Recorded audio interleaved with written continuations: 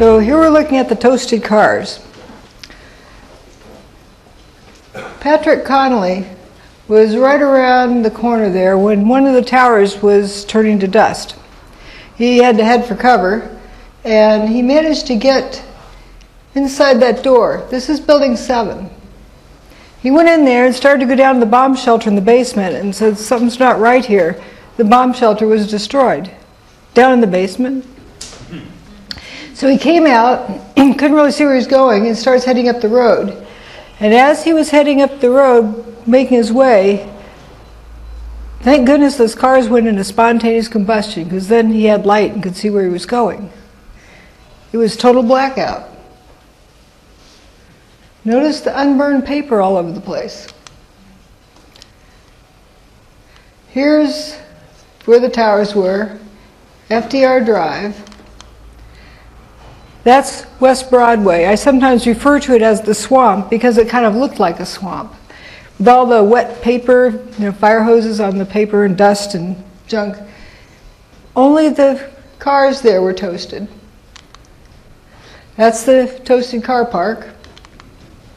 FDR Drive. Now some folks believe that the cars were towed there. Well, not all of them were towed there. I don't know if any were, but I know some were not.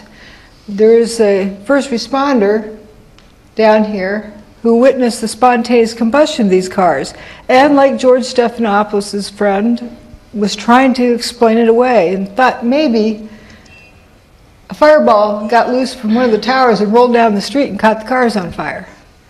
That was the best he could come up with. Also, what was interesting is over here on the Manhattan Bridge, there were some first responders, some EMTs driving towards the World Trade Center. They said you could feel the heat from the bridge. It was so hot from the towers. But paper over here was not burned. How could you feel heat from there? I'll bet you felt something and interpreted as heat. Some kind of energy field. Because that's quite a distance away. So now we're going to look at where Patrick Connolly walked up West Broadway. Again, there's the car park, and there's West Broadway. It goes right past Building 7. So he came out of that door from Building 7 and started walking up. And this distance all the way up here, just, end-to-end toasted cars. Here's Building 7. He came up to intersection C, turned left at that point. You can see from above toasted cars all the way up to here in a wet street with, the mushy wet paper and debris and so forth. Now, what caught all those cars on fire, if you believe they're caught on fire? Falling debris from the towers? Well, why didn't it fall on these buildings? Only dust fell on those buildings. So how'd the burning debris get down in the canyons? Yeah, that's a pretty deep canyon. Here's Building 7. It was early enough in the day that you don't see any fire yet coming out of Building 7 or it doesn't look like it's in distress. This bus, to me it doesn't look like it burned up. Burnt things usually look black and they have soot. I don't see any flame marks. This car here looks rusted. That's pretty fast for steel to rust.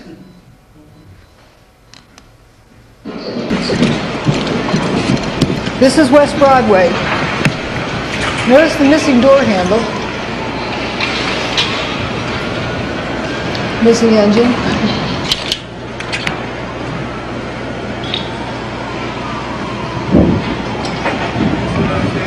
Go, go, go. 3, 2. Oh man. More debris falling from a nearby building, the World Trade Center. We're at West Broadway and Barclay. Very difficult to breathe here, but look around. This must have been ground zero where this thing blew up. Car after car after car, buses, completely obliterated and burned straight down to the steel. Behind me. That engine block? Wait, why would it be gone? that hood. Oops, I didn't mean to go. There we go. So this is more of that same street. Missing door handles. Another one looks like the engine, something happened to it. Engine compartment. Rusty car. This is still early in the day. Building 7 is still in good shape. I don't know what that is. It kind of looks like a leg on the pavement there. But some strange things. Notice the trunk lids popped open. Doors open like the latches disintegrate quickly. This police car is interesting. Right at where the door seam is, it's toasted back there, but not up in the front. As though the rubber gasket seals it, like, electricity. Don't know. Nice tire. But strange disintegration or toasting. Now, folks say, well, yeah, car fires are like that. I can tell you the difference between these cars and a regular car fire. Look at this windshield, or lack of. It looks like it was wire brushed almost, ready for another paint job. Cars that have been burnt from a car fire, you'd find scraps of glass left in the corner somewhere. This is like everything gone. Here's the corner where Patrick Connolly turned. It was pitch black. You couldn't have seen your hand in front of your face if it weren't for whatever this was. It looks like fire. Now, there's things I call Cheetos. Looks like little Cheetos on the ground. I brought along from the United States example of Cheetos. They look just like that. There's little orange things. Ah, now you know. What you call it, what's-its here? See how this look like it's little orange glowing things? Now, you're not going to confuse that with snack food, but I'm pointing out that there's something weird about it. This orange thing, it doesn't really act like hot things would. And so I sometimes refer to this as a Cheeto fire. I don't want to make it assume that it's a regular fire. It may be, but maybe it isn't. This sure isn't regular. This is a contrast, high contrast version of this. Look at this fire on what appears to be fire on the side of the van. What's burning? Just the side panel of the van has flames coming out of it. And I didn't see one bit of evidence showing a gas tank or a petrol tank exploded. They didn't seem to explode. It was something else going on. Paper, not burned.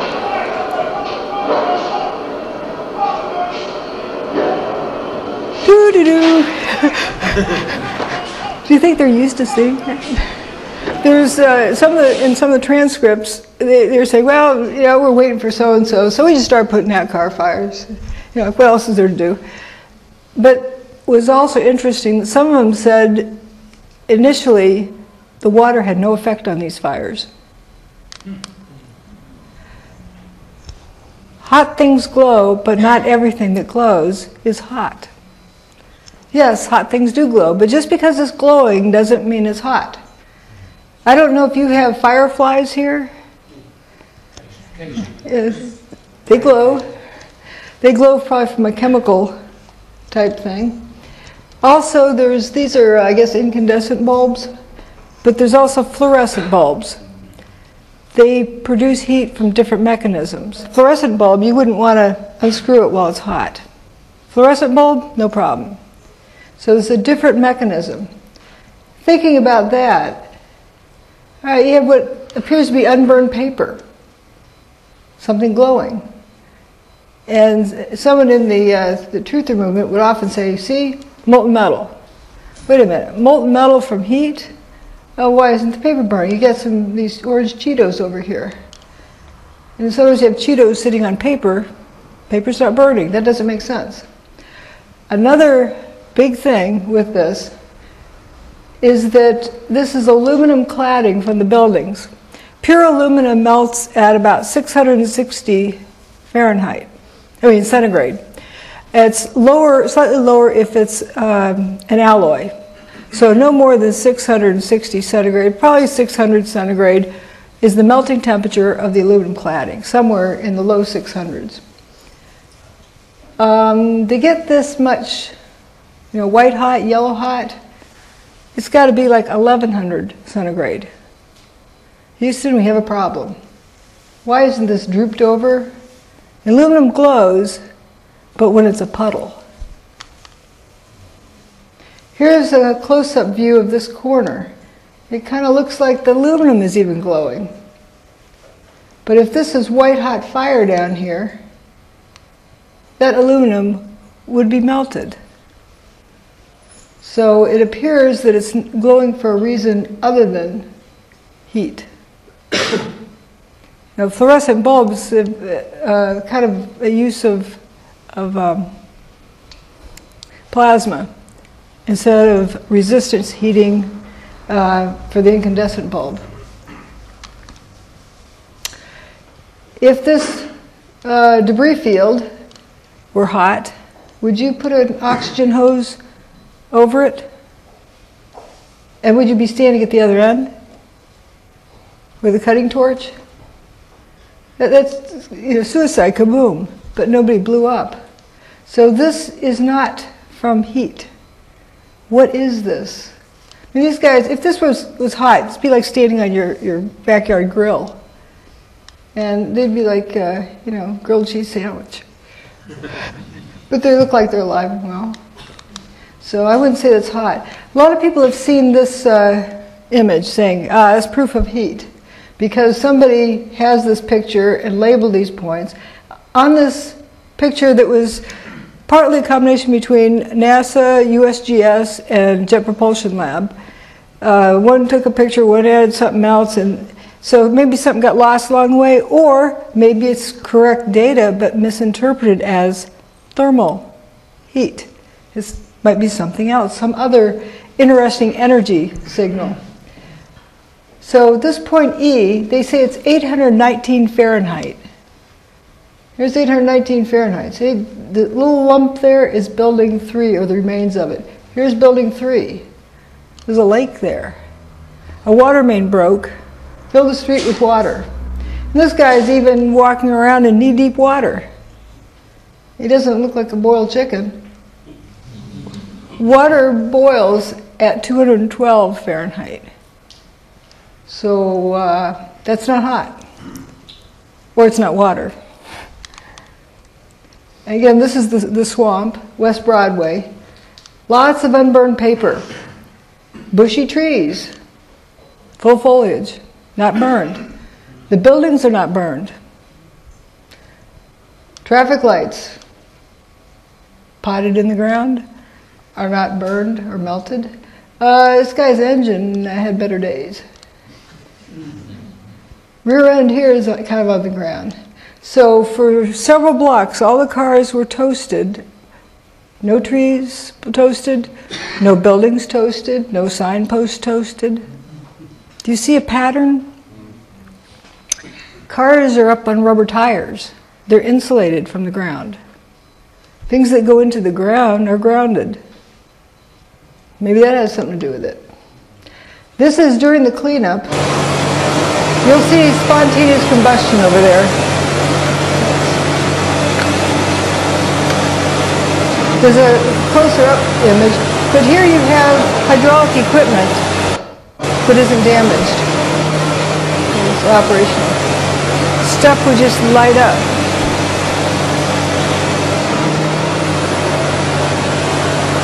People would say this is fire burning for 99 days. Well, it's not hot fire.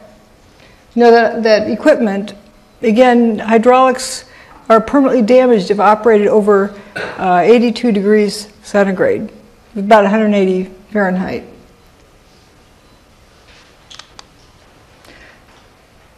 This one is The kind of women go interesting. in and out of Ground Zero up to 10 times a night, often until 2 in the morning, delivering whatever it is rescue workers need to do their jobs, like the ones working in the hotspots. Steel-toed boots is one of the biggest things. Steel-toed boots? Steel-toed boots. Out still on the rubble, it's still, I believe, 1,100 degrees. The guys' boots just melt within a few hours, and they're burning their feet. The guy's boots melt in a few hours. We have no reports of burned feet. Yet this statement was repeated over and over again. I don't blame these gals at all. They're trying to explain something. Boots are apparently disintegrating, and they need to be replaced for some reason. But if it was 1100 degrees and these guys are walking around in boots that are melting, we should at least have a few reports of burned feet. As I like to say, if my steel oven is melting, the turkey inside is more than well done. Yet this was repeated, kind of like the buildings evaporated line. People don't realize that they hear something and they repeat it over and over again. We all do it to some extent, but it's hard to not do it. We operate like a herd, we like to go with the herd. Rudy Giuliani also had made an interesting statement. There were fires of 2,000 degrees Fahrenheit below the ground. I could be standing here and you could be standing there, and I could be describing to you, Governor, the site, and then a fire would break out in between us. And it was just by luck or the design of God that we weren't killed. 2,000 degrees Fahrenheit. They're standing on a grill, and they're not cooked, hotter than a grill. But there's something that reminded them of fire, and that was the best they could explain it, probably. So let's see, that's that one. Another phenomenon I talk about is rolled up carpets. Looks like that. You know, carpets come rolled up, but how does that apply to the building? Well, looking at how the tower is constructed, it has these prefab units of 3 columns wide by 3 stories tall. And they're loaded axially. So if you overload them, whether the building is, steel gets too hot, so it can't hold the weight, or you whop something down on it, it's going to buckle. Whether it buckles in or out, it'll buckle. So it'll curve around the horizontal axis, like this. It'll bend around bend over around the horizontal axis. So why are these columns straight? A nice hole in the ground there, it's empty. Not much else around, but straight. They weren't bent over. There were some columns that were bent, but when things, you probably squashed aluminum cans, you have a very sharp corner on them. Not smooth like that. And these are not even cracked. I don't know how you could bend that even if you heated it. A smooth bend like that without cracking it. More than 180 degrees. Those vertical columns were found bent around the vertical axis, not bent over around the horizontal axis. They were curved around the vertical axis. Doesn't make sense. They kind of look like a rolled up carpet.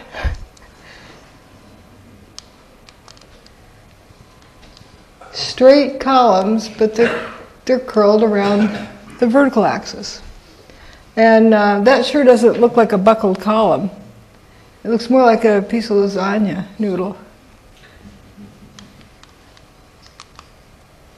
Some I-beams also curled around the vertical axis. Instead of, if you overloaded something, it would sag like that.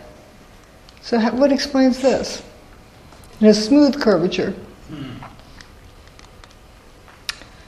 Here's some columns of wheat checks falling down, a section of them. This is down where building 3 is. This is tower 2 coming apart. This is higher up because you don't see building 3 yet. So this chunk here, as it falls, notice this zone here. You see the material is missing. So this thing came apart between these 2 images on its way down. Why? It wasn't overloaded. Then in Banker's Trust, there's this beam or column. I don't think there's any way you can mechanically load this beam to get what we saw. Loading it, however, does not do that. That looks like a rubber band that was snapped, or something that was melted or coiled up and whatever. There's no fire in this building, and steel doesn't melt like that. It's got some holes there, but this wrinkling here, that cannot be explained by any mechanical loading.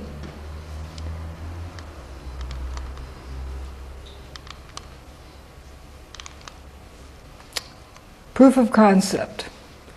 Something caused this. I can't tell you what caused this because I'm not the one who ran the equipment, but I can show you something that can replicate all of the effects we've seen. Here's these columns we saw at the World Trade Center. This is what someone has done in their lab. This metal is not kinked, not buckled, smooth curvature. This is solid copper, about 2.5 inches in diameter, and this is solid molybdenum.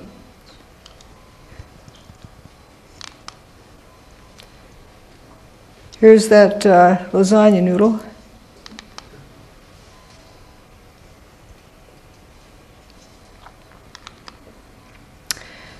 Now we have WFC1. What's interesting, again, no pockmarks in the surface from being like machine gunned. The windows are busted, and the marble facade. 100% of the marble facade is missing, kind of like porcelain toilets. And we have this parking problem in front. This car is toasted, but this one has the tires that go in the wrong direction. It's upside down. Doesn't look too toasted. The inner pane is still intact, but the outer pane is broken. Rocks don't do that. So we have evidence of levitation and toasting or levitation. Here's evidence of, more evidence of levitation. Street, and I picked up the camera just out of habit. And something in the back of my mind said, run, run, run. And never in 20 years of shooting in New York have I run from an assignment. But something in the back of my head just said, run. And as I hit the corner of Liberty Street, it was almost being picked up by a tornado, almost being picked up by a wave. It was like being picked up by the black cloud. That black cloud had substance. It was like night, but it had a solid feel to it. It was like gravel, hot gravel, and just picked me up and tossed me about a block. At one second I was running, and the next second I was airborne. And I lost my glasses, I lost my cell phone, I lost my pager, but managed to hold on to both cameras. But it threw you for a block? I was back down at Ground Zero last week and walked the area where I have a pretty good recollection of where I was and where I wound up. And it was just under a city block.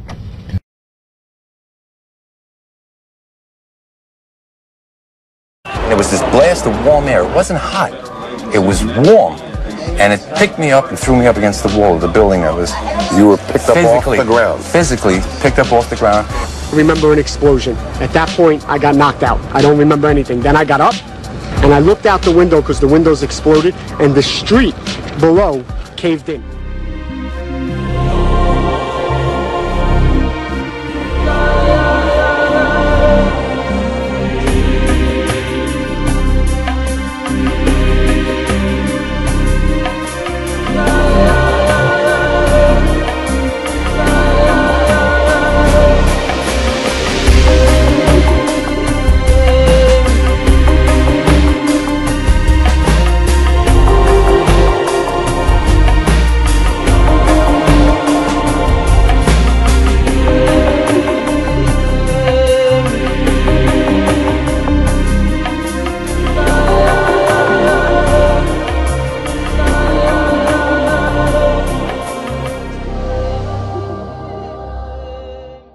There was an EMT who was carried down some stairs.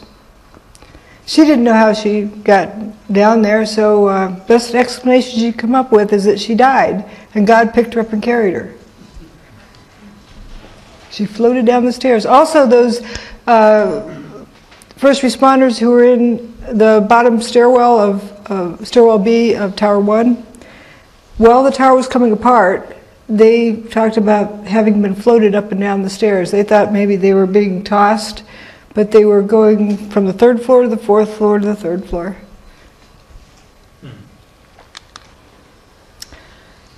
Here's what somebody reproduced in their lab. It's a toy boat here. They have water flying upward. Now, folks often say this guy is a hoax. He films everything upside down in a box. How do you do that with water? Can you hold the water to a box with a magnet? This water is wafting upward. That's just a taste. We'll come back to that. Let's look at the weather that day. It's a high pressure system moving eastward that they showed on the Fox News. They also showed on CBS weather over Manhattan as nice as can be. Kind of interesting. Then we have Geraldo Rivera a year ago. He knows about all the hurricanes. For the past 40 years he's celebrating of doing the news. They're reminiscing all the various hurricanes along the way, and this was just a year ago he said this. Morning. You know, people ask me why I have been so attracted over the years to hurricane coverage, but there's risk involved. There is, you know, the peril of not knowing what's going to happen, that adventure, and it's pitting yourself against an enemy. It's like war, only no one is shooting at you specifically.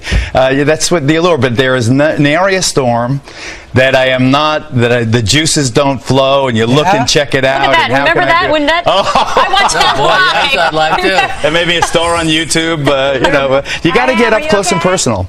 And this was Hurricane Ike, I think. This that was recent. That was wasn't this Rita? You would know. You know what? I think it was Rita. Isn't it? Rita in Galveston, Texas. Yeah, Galveston. And you know, obviously Katrina before that changed so many of our histories. It was so traumatic. You know, and it's one funny thing I think of if only a hurricane had come on 9/11. Remember, they didn't know how to use instruments, the terrorists. They took off in Boston, and they literally, after they took over the aircraft, they steered by line of sight. And it was that crystal clear September day. Sure was. Beautiful. And if it were only one of these weather days, history would have been rewritten. And I think about that a lot now, and especially this time of year. So are you where the peak of hurricanes is. Yeah, you're celebrating 40 years? 40 years, imagine that, isn't it? 40 years. Nary a hurricane that he misses. He missed that one. This was on 9/11. There's the hurricane he wished for. There's New York, right off the end of Long Island. Cape Cod, it was actually raining that day. There was an airline attendant who flew out of Boston that morning. He didn't know there was a hurricane until he saw it on my website. He said that before they take off, they have kind of a powwow with the crew, the pilot, the flight attendants and so forth, about any anomaly they need to deal with. No mention of a hurricane. Pretty interesting. That hurricane was the longest lived hurricane of the season, the first major hurricane of the season. Started out at the end of August. Came up this way, in the 4 days leading up to 9/11, it went in a straight line to New York City. 8 o'clock in the morning, pulled up to a chalk line, stopped, and turned around that afternoon and started heading out of town. While it was the closest point, it was the largest, kind of unpacked, like a figure skater, kind of stops, and then got smaller again and head out of town. Kind of weird that we didn't hear about it. What do hurricanes do, after all? Well, here's a storm front. Here's the ground. You have like a static field between the two. Ahead of a hurricane or a weather system, you know, people often say they can feel the weather coming, they can feel the weather changing, because they feel that different energy system. And you often get dry thunder ahead of a weather system. It's sort of like arcing between 2 points. You know, when you drag your feet along, coming up to, you know, across the carpet and come up to a door handle and reach out, you get a spark, it arcs across. It's kind of like that. Guess what? On 9/11, the 3 major airports surrounding Manhattan reported thunder. In JFK Airport, LaGuardia Airport, and Newark airports. So we know that hurricane was close enough to cause a static field around it. Here's what was shown on these four networks about 10 minutes to 15 minutes before the North Tower got its hole, before the first event of the day. So there's no reason to not have business as usual. I drew in these red arrows pointing out the lightning all around the perimeter of the country. Because there's this high pressure system, and all around the edge of that you had an electrical storm going on. But here's what should have been shown. And a weatherman that I know, Scott Stevens, said, like, how much effort does it take to put an icon on the map? Here. This is the approximate size of the hurricane and the location at that moment. In full view, is right against the coast. Let's look at the Earth's magnetic field. Oops. Several days before 9/11, it was kind of uneventful. Now, this was recorded in Alaska, ground-based magnetometers at 6 different locations. I also looked at satellite magnetometers. That was uneventful until about a day later, until a day after 9/11. So there was no space storms, you know, the sun didn't have any coronal mass ejections or anything like that in this time period. These vertical lines are when each of the major events happened on 9/11. WTC-1 first gets its hole, and then WTC-2 gets its hole. WTC-2 goes poof, 1 goes poof, and Building 7 goes poof. But the key thing here is approaching this. Notice about 20 minutes before the North Tower gets its hole, the magnetic field starts to shift downward. As soon as it gets its hole, it starts back upward. And as soon as the second tower gets its hole, it goes horizontal again. But it starts going downhill, really goes downhill after Tower 2 goes away, and then when Tower 1 goes poof, it really drops off and it's haywire all afternoon. Until Building 7 goes poof. Just coincidence, right? Then it's sort of back to normal almost. Now, what was going on all during this time? All of that, the fumes and stuff were pouring out of Building 7. Like all of the mass was pouring out of Building 7. It was dustifying. So here's the magnetometer readings. Here's the weather reported at JFK Airport. Notice the humidity goes down in a linear pattern. This is the pressure, air pressure at JFK Airport. Notice it was going up because we had the high pressure system moving in. At the same time, the hurricane was moving in from the other direction. And guess when they met? 10 a.m. on the morning of 9/11. We have 2 counter-rotating systems. Hurricanes move one direction. High pressure systems in the northern hemisphere move the opposite direction. They sometimes call them anticyclones. So the hurricane's a cyclone and the high pressure system's an anticyclone. So 2 counter-rotating systems right over each other. Let's get back to more proof of concept. The Hutchison effect. John Hutchison's work reproduces all of these same effects, all of them, more than the ones that I've even shown you. A summary of the type of effects: jellification, things turn into jelly. And then when the when you turn the gizmo off, they re-solidify if they haven't separated completely.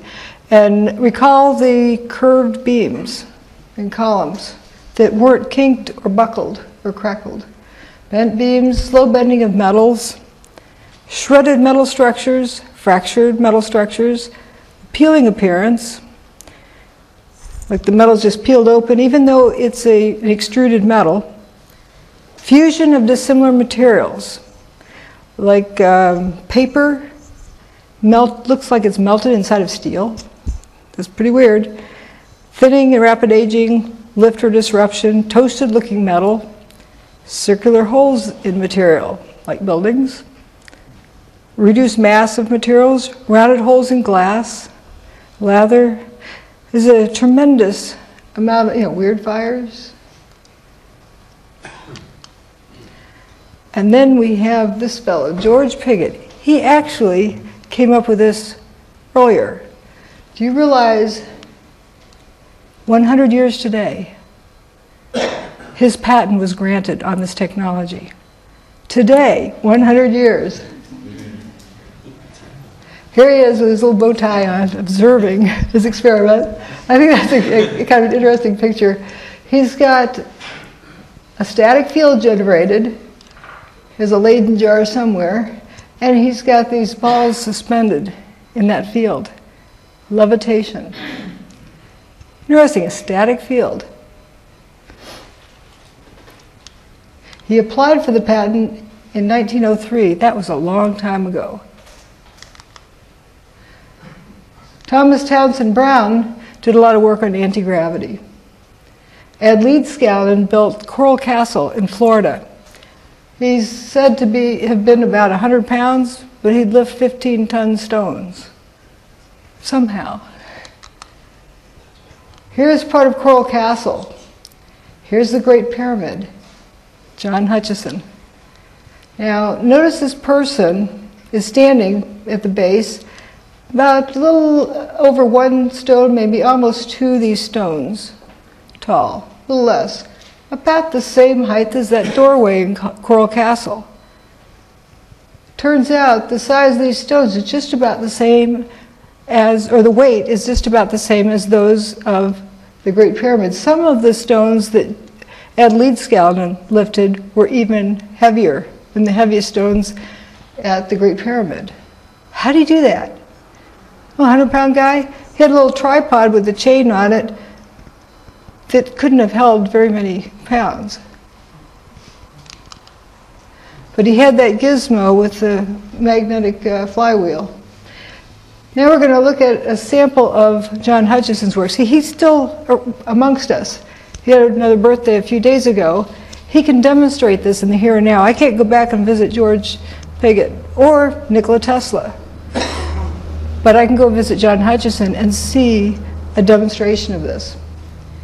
And here's an iron block, 2 inches by 2 inches by 7 inches tall, solid iron. This is what it used to be. This thing buckles over, and notice the fumes coming off of it. They'll come off partway through, and we saw fumes coming out of a door handle. See this door handle? This is at on 9/11.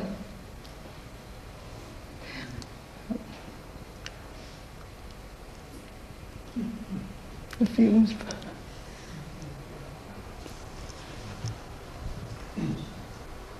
It's a broken window. If something needs to vent out, why doesn't it go out the window?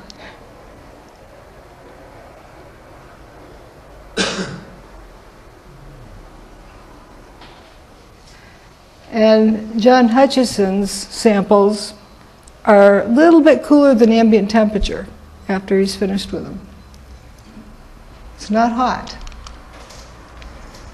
Kind of reminds you of these, what look to be fires, the Cheeto fires and Cheetos in the ground. They're orange, they're glowing, not necessarily hot. John has a boat, toy boat in the water.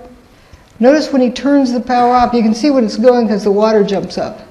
The boat goes into spontaneous combustion.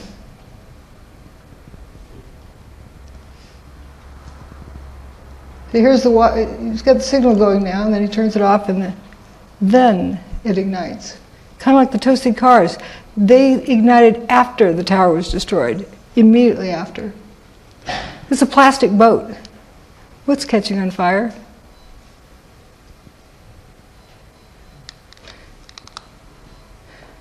This thing's kind of interesting. A solid piece of steel. Jelly.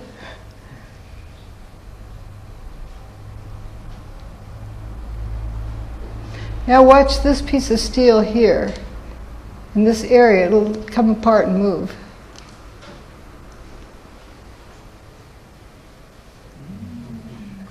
He plugs this into a regular wall outlet.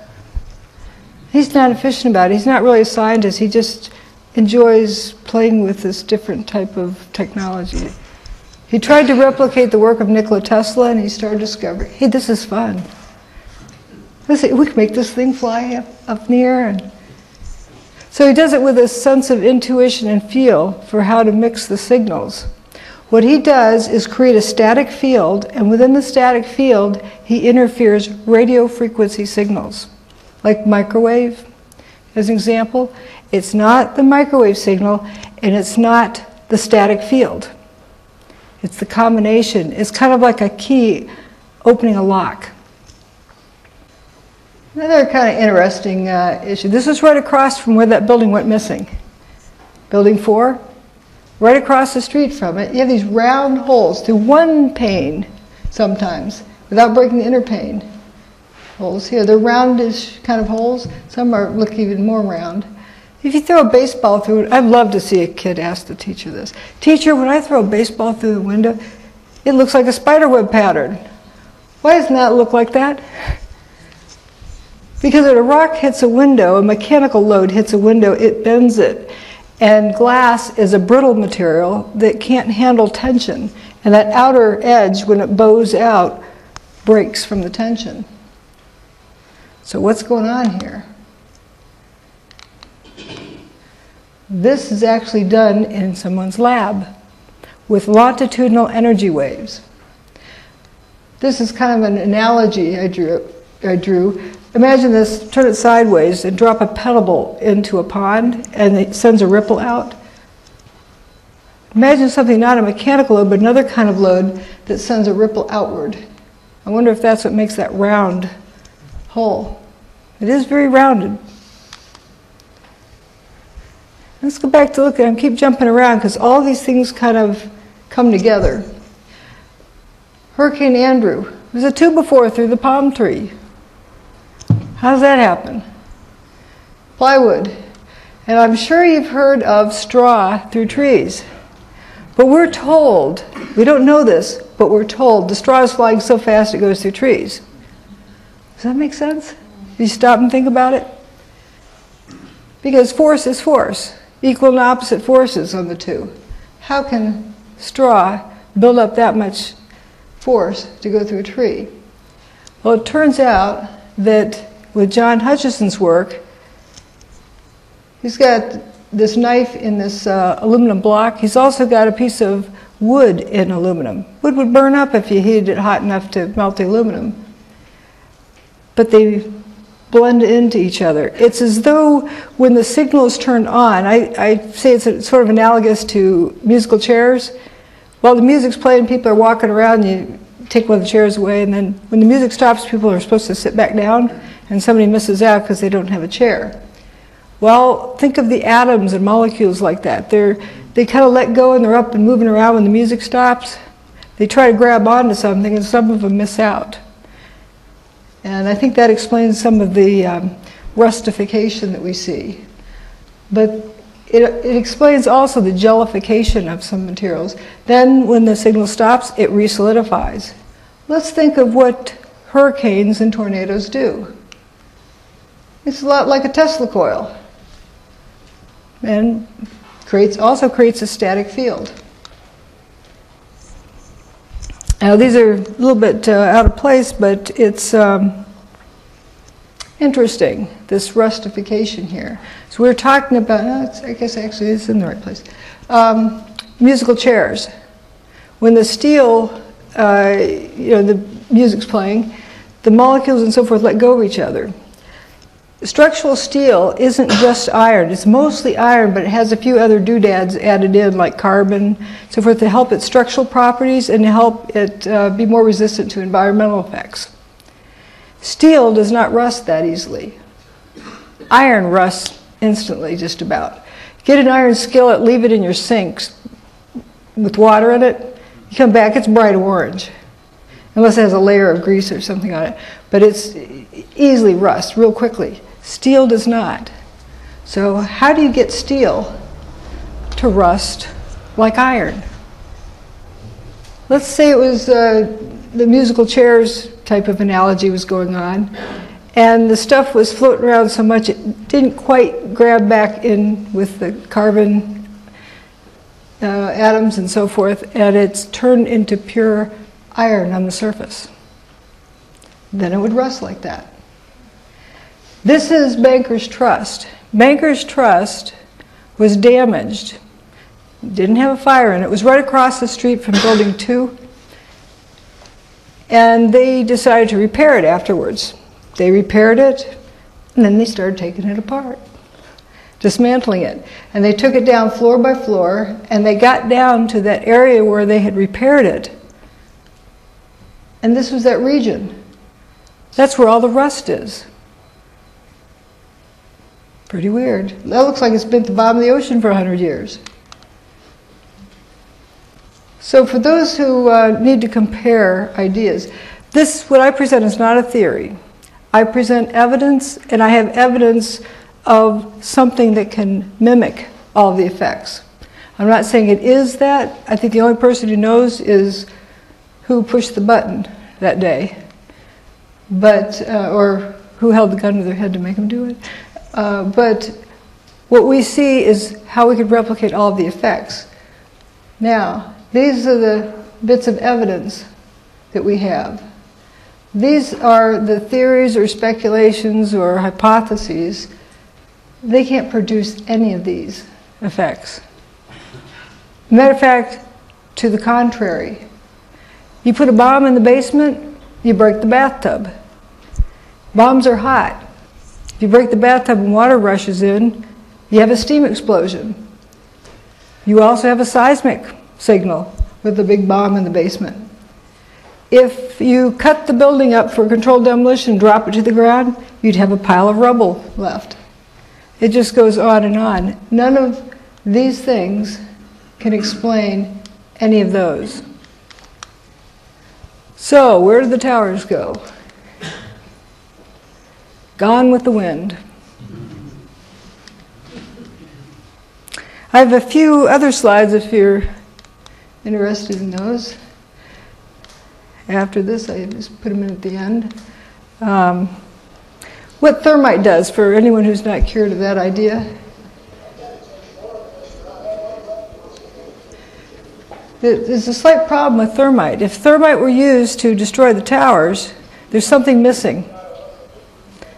I don't know if you've heard this song before. Blinded by the light. Anyone in that area would have been blinded by the light, whether it's a nuke or a bunch of thermite. This is what thermite's used for, welding railroad tracks. It's also used for burning paper. Did you see above our heads? This is a tornado. Look above you, right here. Look at that. Oh my God. He's throwing the shot. Shoot. I'm shooting. Good. Dude, look at the funnel.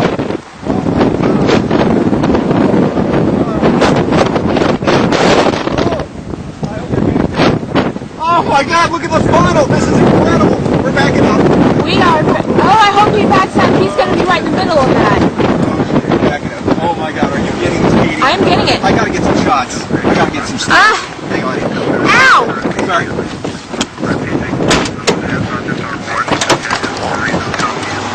Look at this, baby. Look at this. Tell me what it's doing.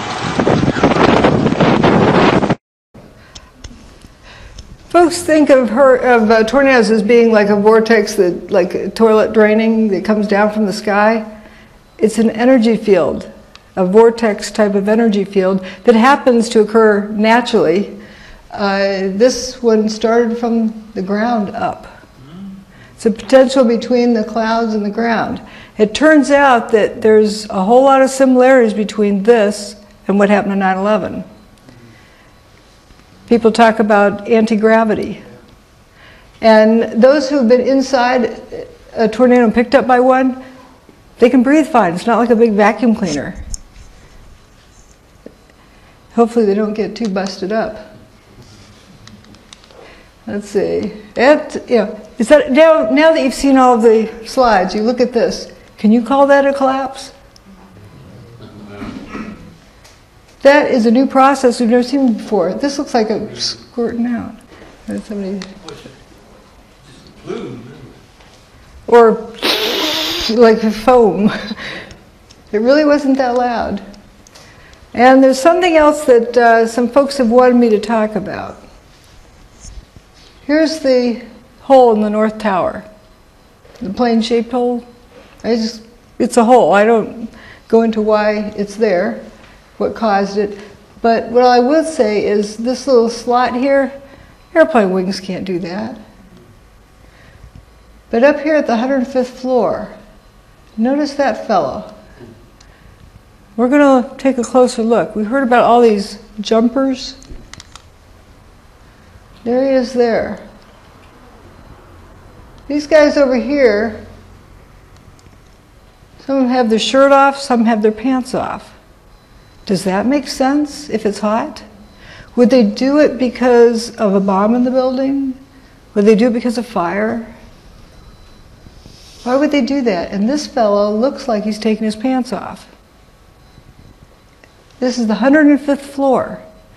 Okay, if he needs to take his pants off, for some bizarre reason, we don't need to solve that for this question.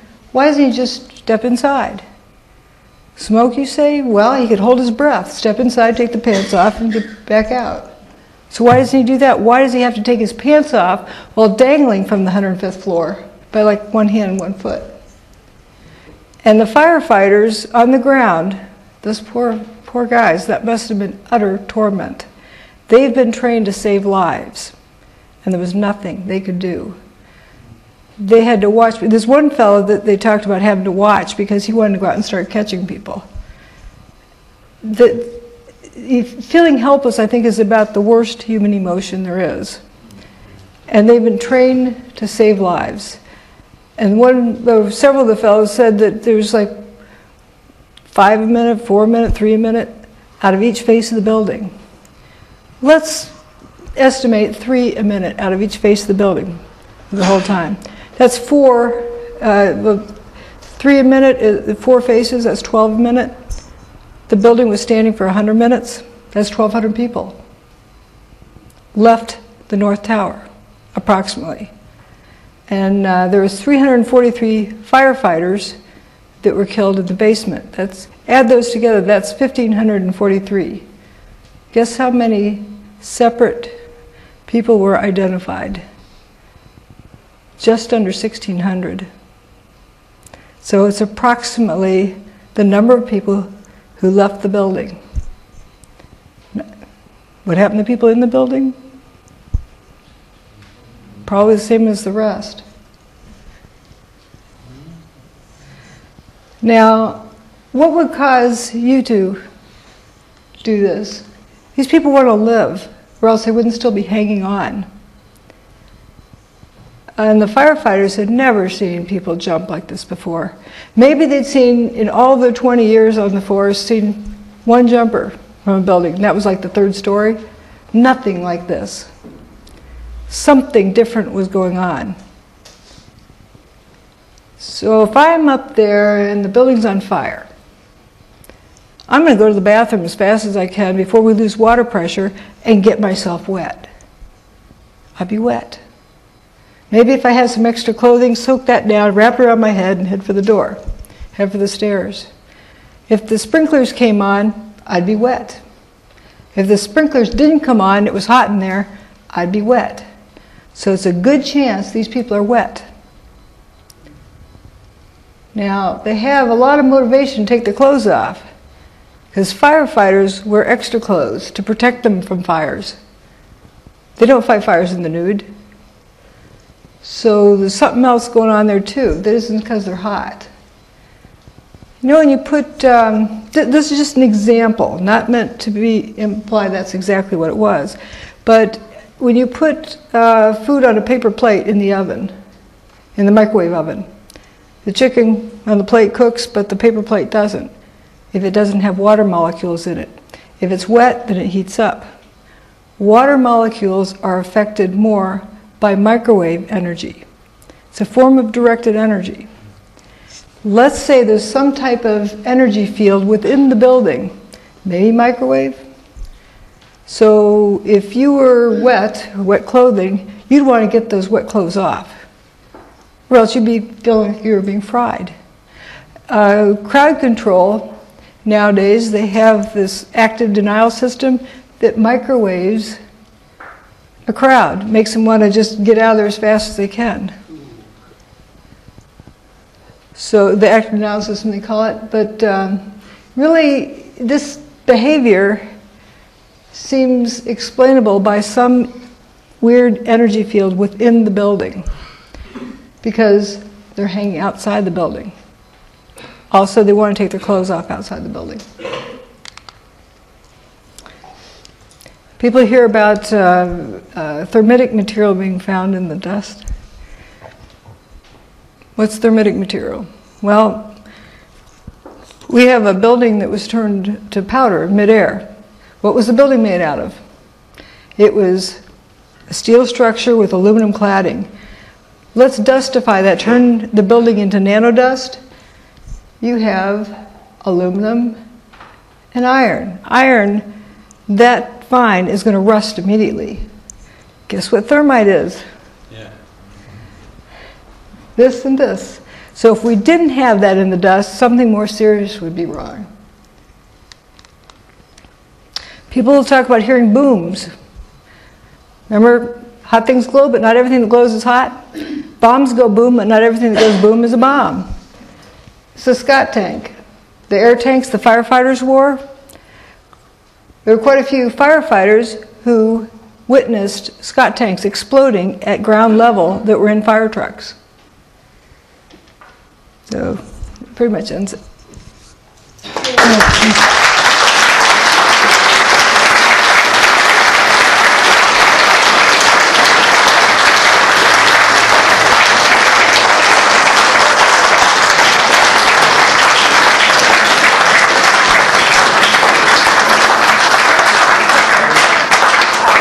Like to say something here. I am just kind of overwhelmed by you folks. An audience who wants to hear about this, who wants to understand. It just really warms my heart.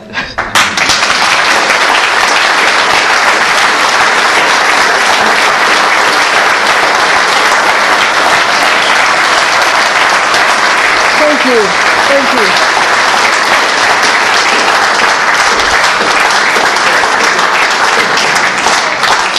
Absolutely awesome bit of research there. Ladies and gentlemen, Dr. Judy Wood.